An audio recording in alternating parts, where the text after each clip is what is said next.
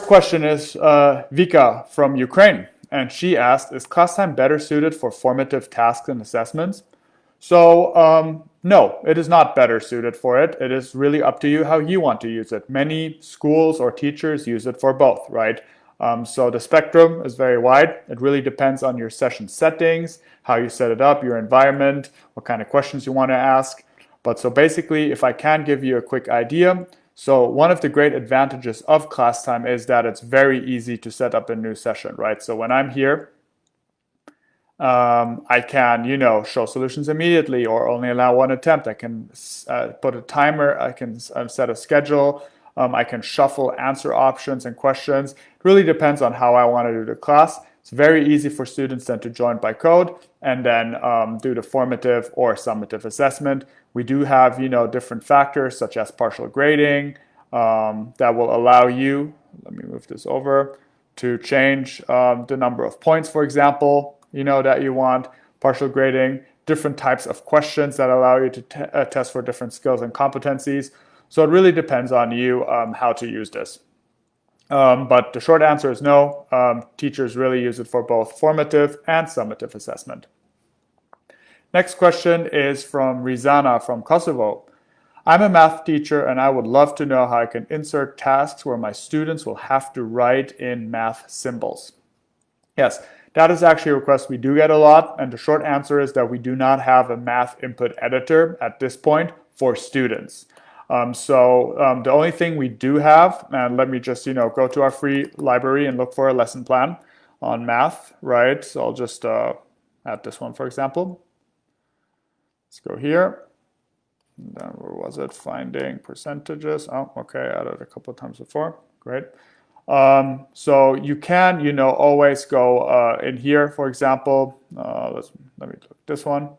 And you can then, let me remove this, add any math symbols here with, for example, the markup language LaTeX, right? So that's possible. You can also add it in descriptions and these kind of things.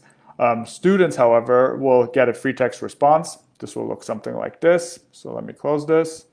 Preview. You can, by the way, always click on preview here to preview a question set that you're working on. It will automatically add you as a student. And then you can see, how does it look as a student. But here as a type in, as you can see, we do not currently support any math. So students would have to enter fractions like this. But that being said, we are working on, various ways to continuously improve. And that is obviously a big request. We have different types where you can work around this a bit, or we have clickable, questions where you can say oh, I want to click on this, add a new point, click on this. But entering actual math formulas is something that we do not support for students at this point. Teachers, as you can see here, can enter fractions with LaTeX markup. Next question is from Reba from the United States. How can I proctor tests during remote learning? Okay, so I touched upon this very lightly on the first question. So this would be, right, if you want to proctor a test, a more summative assessment. So you can definitely, create various points, then start your session. And as I mentioned, I recommend shuffling, for example, the answer options, right? Not showing the solutions immediately. Then maybe setting a timer, right? And even a scheduler where you can schedule exactly when the session opens and closes. Then there are two more things that I explained in a different video, so I'm not going to go in detail, but I will show you if you want to shuffle it a bit between students, right? What you can always do is, for example, you can go in here and you can add a random set of questions. Let's say you want to ask 5 out of 8. You create your first session, and that's the first code that it generates. So your group A, so to speak, of students will get this code to join. Then you can just hit the back button and then slightly change the questions, right? And use slightly different ones. So these are, again, 5 out of 8 questions from the same question set, but then you generate a new code that you can then now, a slightly different code, share with a second group of students so that they also have different students. If you want to take it to the next level and you do have access, to more advanced solutions in terms of installing a special browser on the students' devices. We do recommend the Safe Exam Browser. It is completely free. It works on most of the modern operating systems, so Mac and Windows, and this will allow you to really lock the device of students and make sure that they can only use Classtime or whatever you want during a test. And so this is completely free. You can just download it here. It's on safeexambrowser.org. That's usually what we recommend to our schools and teachers. Good. Then the final question is from Lisa from the United States. And she asks, can I have a live session going for a full week? Okay, so this is something we get asked a lot. So when you have students join, right, many teachers assume that they have to be online or logged in. That is not the case. As long as you do not end the session here, and it says, after ending this session, your students will not be able to join or answer any questions anymore, and I end this.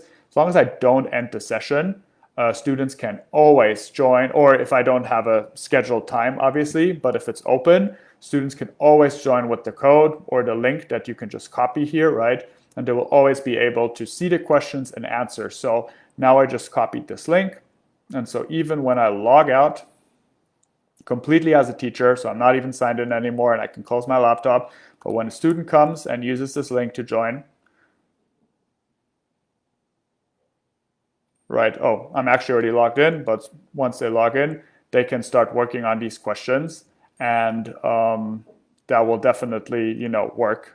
So when I answer and then I go back as a teacher, I will see all of the results come in nicely aligned. So that is absolutely no problem. So in short, you can definitely keep it for a week, a month, as long as you want. As a teacher, I'll quickly log in to just show you once more how you can also differentiate between an open and a closed question.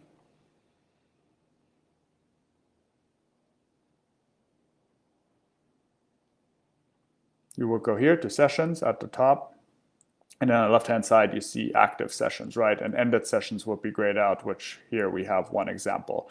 So all of these sessions are open and students can still join and answer these questions.